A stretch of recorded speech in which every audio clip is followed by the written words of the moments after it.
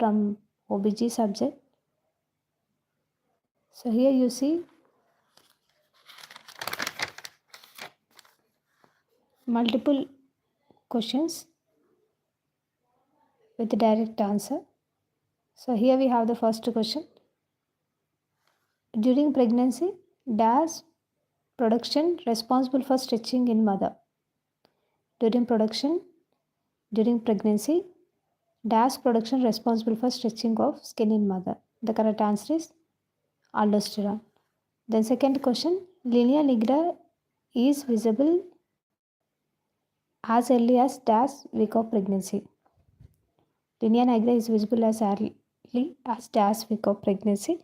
The correct answer is 28th week. Then chloasma appearance dash weeks of pregnancy, that is at 24th week. What is gravida? A woman who is or has been pregnant called gravida. The next question, primigravida, a woman who is or who has experienced her first pregnancy or pregnant for the first time called primigravida. Then multigravida, a woman who has been pregnant more than once. Then a woman who has never been pregnant called nullipara. A woman who is given birth for first time called primipara. A woman who has given birth 2 or more times called multipara.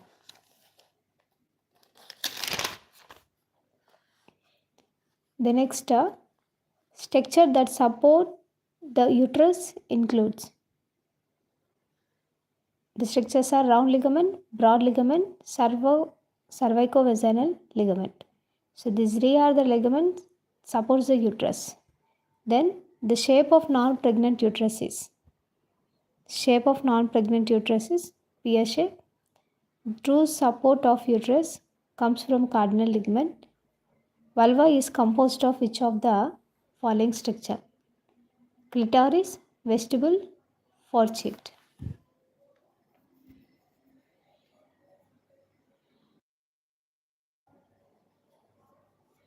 The next question, all of the following are the part of vulva except. The correct answer is all of the following are the parts of vulva except. So the parts of the vulva are Bartholin gland, vaginal opening, mons pubis, but ampulla is not a part of vulva.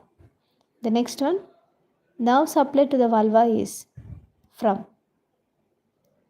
inguinal nerve, ilioinguinal nerve, duodenal nerve, genitofemoral nerve. So these are the three nerves supplies to vulva. Then next question,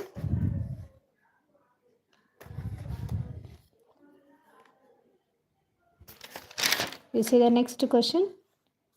What is a gravida? A woman who is or has been pregnant called gravida. Primigravida, woman who has experienced her first pregnancy. Multigravida, woman who has been pregnant more than once. Nulligravida, woman who has never been pregnant. Primipara, a woman who has given birth for first time. Then multipara, a woman who has given birth 2 or more times. Parity, number of times a woman has given birth to a fetus that reached a viable gestation age.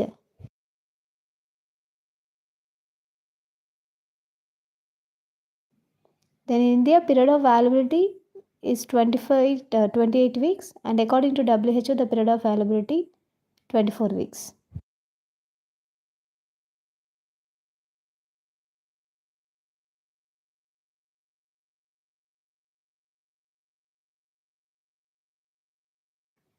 Then here, next one, the structure that provides a pad of fat tissue for the external female genitalia is mons pubis. Mons pubis is a structure that provides a pad of fat tissue for the external female genitalia. Then the parts of uterus among the following is body, isthmus, cervix. So these are the parts of uterus. Actually, the uterus has 4 major categories, that is fundus, body, isthmus, cervix. The next one, most common anatomical position of uterus is. Most common anatomical position of uterus anteverted and anteflexed. Then the lower uterine segment formed from the correct answer is isthmus and cervix. The next one, structure that supports uterus includes round ligament, broad ligament, cervicovaginal junction. So these are the structures that supports the uterus. Shape of non-pregnant uterus is pear shape or pie-form. Ovarian artery is a branch of abdominal part of aorta. Then part of fallopian tube from the medial to lateral. Parts of fallopian tube from the medial to lateral is intramural, then isthmus, ampulla and infundibulum. The next question, incorrect statement regarding fallopian tube. Incorrect statement regarding fallopian tube. Serosa, muscular and mucosa are layers of fallopian tube. So this is the correct statement. The next one, columnar epithelium predominant in fallopian tube. So this is also correct statement. Uterine and ovary artery supplies with the correct. So this is also correct statement. The fourth one is main function is to produce ova. This is the wrong statement. Producing ova is not a function of fallopian tube. Then what happened to the corpus luteum after ovulation? It does not take place. What happens to the corpus luteum after ovulation? It does not take place. The correct answer is it degenerates in a short time.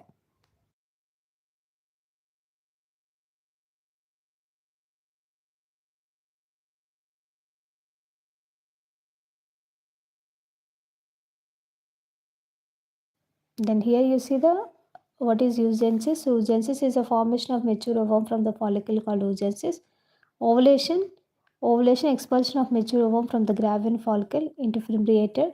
That is the end of fallopian tube called ovulation.